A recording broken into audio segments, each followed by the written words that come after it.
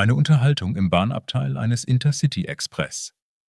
Auf was kauen Sie denn da ständig herum? Auf Apfelkernen. Und wozu soll das gut sein? Es fördert die Intelligenz. Aha, können Sie mir auch 4 Stück geben? Gerne.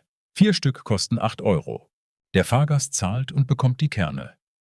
Nach einer Weile des Kauens meint er, für 8 Euro hätte ich mir aber jede Menge Äpfel kaufen können.